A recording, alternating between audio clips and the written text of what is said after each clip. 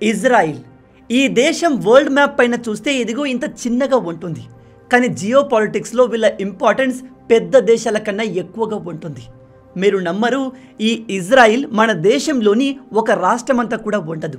కానీ ఈ ఇజ్రాయిల్ని చూసి ప్రపంచంలోని టాప్ కంట్రీస్, సూపర్ పవర్గా చెప్పబడే దేశాలు కూడా భయపడతాయి. మీ అందరికీ తెలుసు, ఇజ్రాయెల్కి గాజాలో ఉండే హమాస్ ఉగ్రవాదులకు మధ్య గత 2 సంవత్సరాల నుంచి యుద్ధం జరుగుతోంది. 2023 అక్టోబర్ 7న ఈ హమాస్ ఉగ్రవాదులు ఇజ్రాయెల్ దేశంలోకి చొరబడి రాక్షసుల్లాగా ఆ దేశ ప్రజలపైన ఇష్టం వచ్చినట్టుగా కాల్పులు జరిపి దాదాపు 1200 మందిని చంపేశారు. ఆ తర్వాత 250 కన్నా ఎక్కువ మందిని హాస్టేజెస్గా గాజాకి లాక్కెళ్ళిపోయారు. అసలే ఇజ్రాయెల్ మిలిటరీ పరంగా, వెపన్స్ టెక్నాలజీ పరంగా మోస్ట్ పవర్ఫుల్ కంట్రీ. అలాంటి కంట్రీతో ఈ హమాస్ ఉగ్రవాదులు గెలుక్కున్నారు. దాంతో ఇజ్రాయిల్ తన విశ్వరూపాన్ని చూపించింది. గాజా ప్రాంతం మొత్తాన్ని బూడిద చేసేసింది. ఇజ్రాయెల్ దాడులకు గాజాలో దాదాపు 60,000 మంది అంతమయ్యారు. ఇప్పుడు మీలో కొంతమంది ఇజ్రాయెల్ ఇంతమందిని చంపడం కరెక్ట్ కాదు, ఇజ్రాయెల్ గాజాలో ఉన్న ముస్లిమ్స్ పైన అఘాయిత్యానికి పాల్పడుతుంది అని చెప్పవచ్చు. కానీ ఇక్కడ ఇజ్రాయిల్ అకారణంగా వచ్చి గాజా పైన దాడులు చేయట్లేదు కదా. ఇజ్రాయిల్ని గెలికిందే ఈ గాజాలో ఉన్న హమాస్ ఉగ్రవాదులు. అండ్ ఈ హమాస్ ఉగ్రవాదులకు గాజా ప్రజల సపోర్ట్ ఉంది. అండ్ ఈ ఉగ్రవాదులు గాజాలో ఉన్న ప్రజల ఇళ్ల మధ్య తమ స్థావరాలు ఏర్పాటు చేసుకున్నారు. కాబట్టి ఇజ్రాయెల్కి వేరే ఆప్షన్ లేక గాజా పైన బాంబుల వర్షం కురిపించాల్సి వచ్చింది. యుద్ధం స్టార్ట్ చేసిందే వీళ్ళు కాబట్టి వీళ్ళ ప్రాణాలు పోక తప్పదు. అయితే గత 2 సంవత్సరాల నుంచి జరుగుతున్న ఈ యుద్ధాన్ని ఇప్పుడు ట్రంప్ ఒక అగ్రిమెంట్ ద్వారా ఆపగలిగాడు.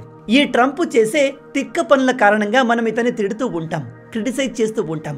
కానీ కాస్త పాజిటివ్ వేలో ఆలోచిస్తే ఇక్కడ ట్రంప్ నిజంగానే ఇజ్రాయెల్ గాజా మధ్య యుద్ధాన్ని ఆపడంలో సక్సెస్ సాధించాడు.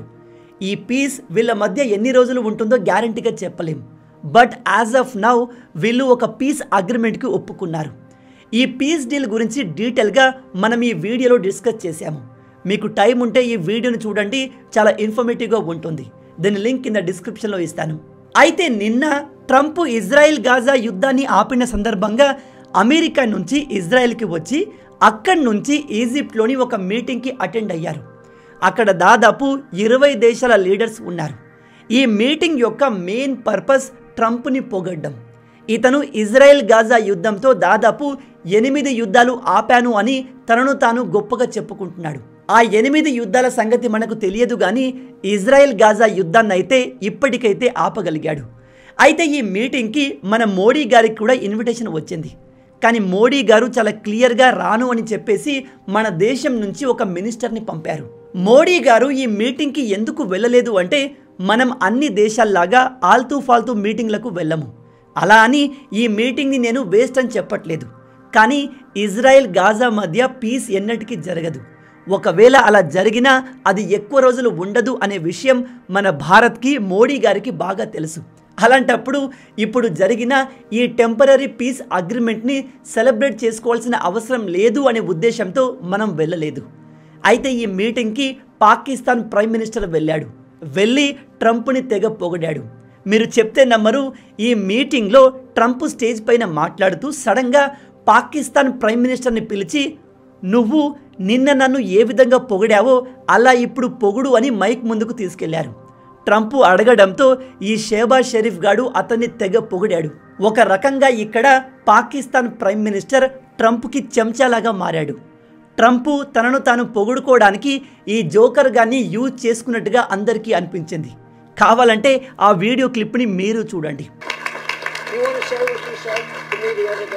Again, I would like to nominate this great president for Nobel Peace Prize because I genuinely feel that he is the most human and most wonderful candidate for Peace Prize because he has brought not only peace in South Asia, saved millions of people. Mr. President, I would like to salute you.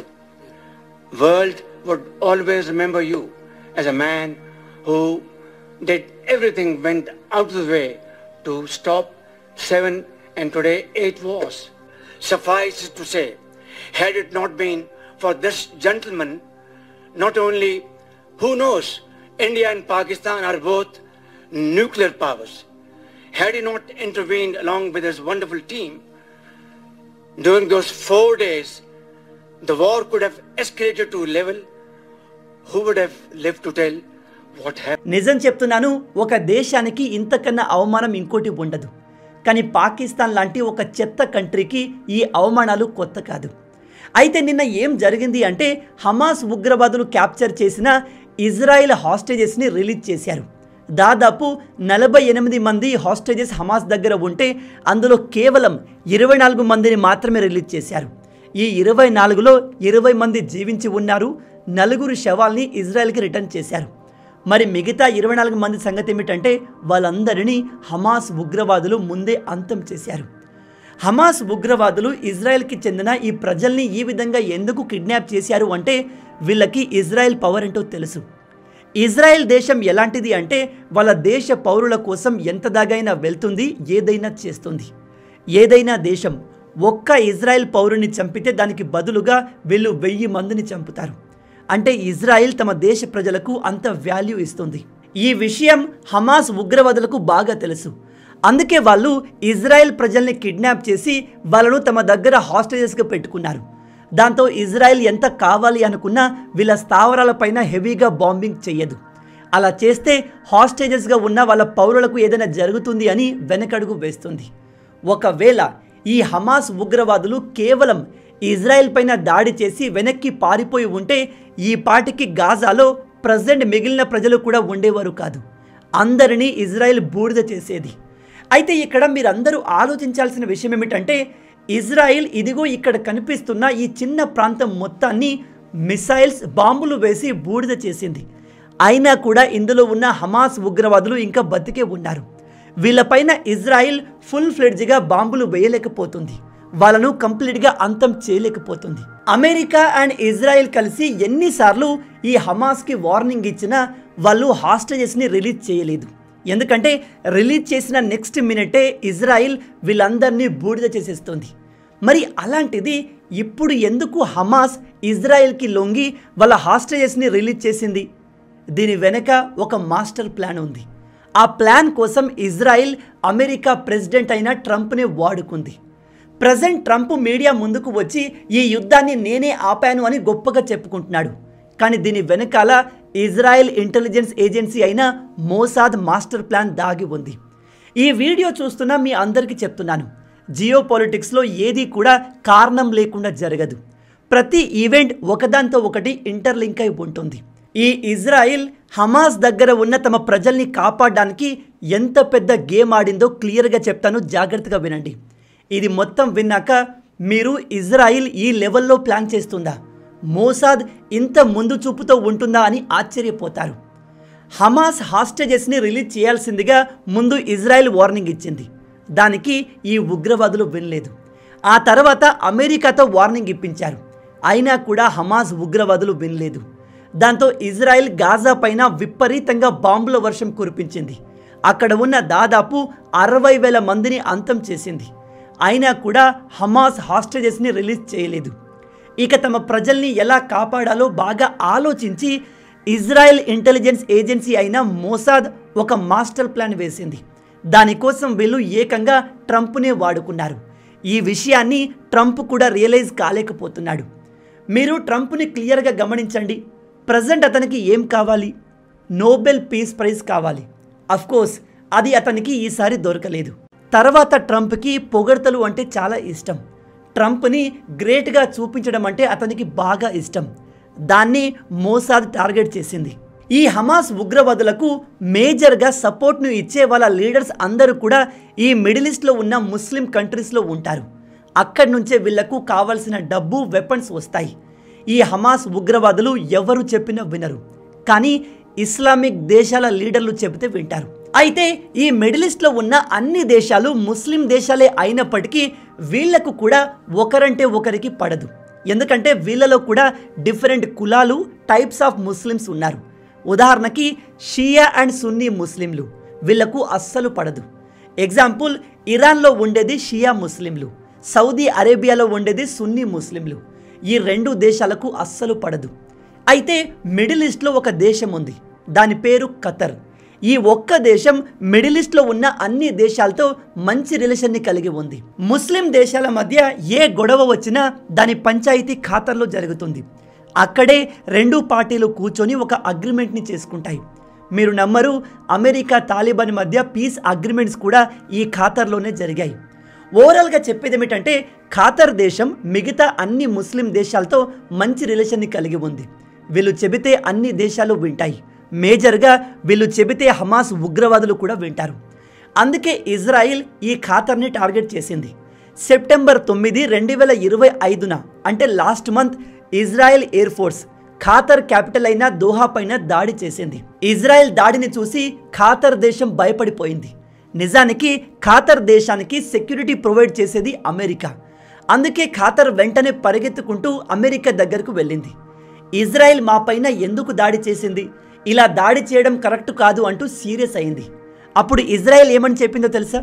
మేము ఖాతర్ దేశం పైన attack చేయాలి అనుకోలేదు. Hamas ఉగ్రవాదులు ఖాతర్లోని పలానా ప్రాంతంలో ఉన్నారు అని మాకు ఇన్ఫర్మేషన్ వచ్చింది. అందుకే కేవలం ఆ ఒక్క బిల్డింగ్ పైన మాత్రమే దాడి చేశాము అని చెప్పారు.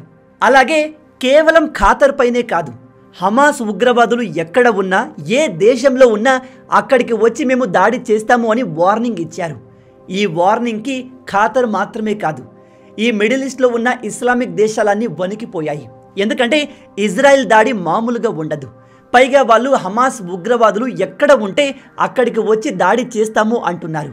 అంటే రేపు సేమ్ ఇలాంటి దాడులు ఇరాన్ పైన జరుగుతాయి, టర్కీ పైన జరుగుతాయి, సౌదీ అరేబియా పైన కూడా జరుగుతాయి. ఎందుకంటే ఈ ముస్లిం కంట్రీస్ అన్నీ హమాస్ ఉగ్రవాదులతో ఏదో ఒక విధంగా కనెక్షన్ కలిగి ఉన్నాయి అండ్ వాళ్ళను సపోర్ట్ కూడా చేస్తాయి. ఈ వార్నింగ్ విని ఖాతర్ వెంటనే మిడిల్ ఈస్ట్లో ఉన్న అన్ని ఇస్లామిక్ దేశాల లీడర్స్తో ట్రంప్ దగ్గరికి వెళ్ళి మీరు ఇజ్రాయెల్ని కంట్రోల్ చేయండి, వాళ్ళు ఇలా దాడి చేసుకుంటూ పోతే మా పరిస్థితి ఏమైపోవాలి అంటూ వేడుకున్నారు. దానికి ట్రంప్ ఏం చెప్పాడో తెలుసా? ఎస్, మీ పైన ఇజ్రాయెల్ దాడి చేయడం కరెక్ట్ కాదు, కానీ హమాస్ ఉగ్రవాదులకు మీరు ఎందుకు సపోర్ట్ చేస్తున్నారు? మీరు అలా సపోర్ట్ చేశారు అనే కదా ఇజ్రాయెల్ దాడి చేసింది. ఒక పని చేయండి, హమాస్ ఉగ్రవాదులకు మీరు సపోర్ట్ చేయడం ఆపేయండి అండ్ వాళ్ళను ఇజ్రాయెల్ హాస్టేజెస్ అందరినీ రిలీజ్ చేయమని చెప్పండి అని ట్రంప్ ఈ అన్ని దేశాల లీడర్లకు చెప్పాడు. అప్పుడు ఇస్లామిక్ లీడర్స్ అందరూ ఓకే, మేము హమాస్ పైన ప్రెజర్ పెంచి ఇజ్రాయెల్ హాస్టేజెస్ అందరినీ వదిలిపెట్టేలా చేస్తాము, కానీ మీరు ఇజ్రాయెల్ని కంట్రోల్ చేయండి, ఇజ్రాయెల్ మా పైన దాడులు చేయడం మాకు చాలా నష్టాన్ని కలిగిస్తుంది అంటూ రిక్వెస్ట్ చేశారు. మీరు ఇక్కడ క్లియర్గా గమనించండి, ఇదంతా కూడా మోసాద్ వేసిన మాస్టర్ ప్లాన్. ఈ ఖాతర్ని తంతే మిగతా అన్ని ఇస్లామిక్ దేశాలు దారిలోకి వస్తాయి అని ఇజ్రాయెల్కి బాగా తెలుసు. ఆ తర్వాత నేతన్యాహు వెంటనే ఇజ్రాయెల్ గాజా మధ్య ఒక పీస్ ప్లాన్ని రెడీ చేసి ట్రంప్ చేతిలో పెట్టాడు. అంతేకాదు, ఈ నేతన్యాహు ట్రంప్ పక్కన కూర్చొని ఖాతర్ ప్రైమ్ మినిస్టర్కి ఫోన్ చేసి సారీ, మేము మీ దేశం పైన అటాక్ చేశాము, ఇకపై అలా జరగకుండా చూసుకుంటాము అని కూడా చెప్పాడు. ఇజ్రాయెల్ లాంటి ఒక powerful country prime minister Trump ముందు కూర్చొని ఇలా ఒక దేశానికి, అది కూడా ఇస్లామిక్ దేశానికి సారీ చెప్తున్నాడు అంటే ఇది చిన్న విషయం కాదు. దాని వెనకాల ఒక అతిపెద్ద ప్లాన్ ఉంది అని అర్థం. కానీ ఈ విషయాన్ని ఎవరు కూడా రియలైజ్ కాలేకపోయారు. ఇజ్రాయెల్ ఖాతర్కి సారీ చెప్పిన వెంటనే ఖాతర్ ప్రైమ్ మినిస్టర్ అన్ని దేశాలకు, ఎస్పెషల్లీ ముస్లిం దేశాలన్నిటికీ నేను ఇజ్రాయెల్తో సారీ చెప్పించాను అని గొప్పగా చెప్పుకున్నాడు. కానీ ఇదంతా మోసాద్ ప్లాన్లో భాగమని ఈ ఎడ్డి గొర్రెలకు అర్థం కాలేదు. ట్రంప్ రిలీజ్ చేసిన ఈ పీస్ అగ్రిమెంట్ ప్రకారమే హమాస్ ఉగ్రవాదులు నిన్న ఇజ్రాయెల్ హాస్టేజెస్ అందరినీ రిలీజ్ చేశారు. దీనికి బదులుగా ఇజ్రాయెల్ కూడా దాదాపు 250 మంది పాలస్తీన్ ప్రిజనర్స్ని కూడా రిలీజ్ చేసింది. నిజానికి రిపోర్ట్స్ ప్రకారం హమాస్ దగ్గర 48 మంది హాస్టేజెస్ ఉన్నారు. కానీ అందులో 28 మందిని వీళ్ళు ఆల్రెడీ ముందే చంపేశారు. మిగిలిన 20 మందిని ఇప్పుడు రిలీజ్ చేశారు. మొత్తంగా చివరికి ఇజ్రాయెల్ అనుకున్నది సాధించింది. హమాస్ దగ్గర బ్రతికి ఉన్న తమ ప్రజల్ని కాపాడుకుంది. మీరు ఇక్కడ చూడవచ్చు, హమాస్ నుంచి రిలీజ్ చేయబడ్డ ఇజ్రాయెల్ ప్రజలు తమ ఫ్యామిలీతో ఎంతో ఆనందంగా రీయూనైట్ అవుతున్నారు. ట్రంప్ కూడా ఈజిప్ట్లో కూర్చొని నేను ఈ యుద్ధాన్ని ఆపేశాను అని గర్వంగా మీడియా ముందు చెప్పుకొని అమెరికాకు వెళ్ళిపోయాడు. ఇక ఇప్పుడు అసలు గేమ్ స్టార్ట్ అవుతుంది. ఇప్పుడు ఇజ్రాయిల్ గాజా పైన ఇంతకు ముందు కంటే పవర్ఫుల్గా అటాక్ చేయవచ్చు. ఎందుకంటే వాళ్ళ ప్రజలు ఎవరు కూడా ఇప్పుడు హమాస్ దగ్గర లేరు. అండ్ ట్రంప్ పీస్ అగ్రిమెంట్ ప్రకారం ఇజ్రాయెల్ ఫోర్సెస్ ఏవి కూడా ఇప్పుడు గాజాలో ఉండకూడదు. వాళ్ళు గాజా వదిలి వచ్చేయాలి. అండ్ హమాస్ ఉగ్రవాదులందరూ కూడా గాజా నుంచి వెళ్ళిపోవాలి, లేదా వాళ్ళ వెపన్స్ అన్నిటినీ హ్యాండ్ ఓవర్ చేసి ఉగ్రవాదాన్ని వదిలేయాలి. మరి ఇలా జరుగుతుందా అంటే నో. హమాస్ ఉగ్రవాదులు నిన్న మళ్ళీ ఒక కొత్త అటాక్ని స్టార్ట్ చేశారు. అయితే ఈసారి అటాక్ ఇజ్రాయెల్ పైన కాదు, గాజాలో ఉన్న సాధారణ ప్రజలపైన. ఇస్లామిక్ రాడికల్ ఉగ్రవాదులు ఎన్నటికీ మారరు. వాళ్ళు రక్తానికి రుచి మరిగిన జంతువులు. వీళ్ళు మారుతారు అనుకోవడం మన మూర్ఖత్వం. ఈ విషయం ఇజ్రాయెల్కి బాగా తెలుసు. అయితే ఇప్పుడు హమాస్ ఉగ్రవాదులు గాజాలో తమకు ఎదురు తిరిగిన వాళ్ళని ఇష్టం వచ్చినట్టుగా కాల్చి చంపుతున్నారు. నిన్న వచ్చిన రిపోర్ట్స్ ప్రకారం దాదాపు 50 మందిని రోడ్డు పైన నిలబెట్టి ఓపెన్ ఫైరింగ్ చేశారు. ఈ గాజాలో ఉన్న సాధారణ ముస్లిం ప్రజల శత్రువులు ఎవరో తెలుసా? అది ఇజ్రాయిల్ కాదు, వాళ్ళ మధ్య ఉంటున్న హమాస్. ఈ విషయం గురించి ఎవరు మాట్లాడరు. ప్రతి ఒక్కరూ ఇజ్రాయిల్ తప్పు చేస్తుంది, ఇజ్రాయిల్ సాధారణ ముస్లిం ప్రజల్ని చంపుతుంది అంటారు. కానీ అసలైన ముస్లిం ప్రజల శత్రువు హమాస్ అని బయట దేశంలో ఉన్న ఏ ముస్లిం చెప్పడు. కొంతమంది అయితే హమాస్నే సపోర్ట్ చేస్తారు. అలాంటి వాళ్ళను తీసుకెళ్లి గాజాలో పడేయాలి. అప్పుడు హమాస్ ఉగ్రవాదులు ఎలాంటి రాక్షసులో వీళ్ళకు తెలుస్తుంది. హమాస్ని సపోర్ట్ చేసినందుకు పాలస్తీనా ప్రజలే వీళ్ళను అంతం చేస్తారు.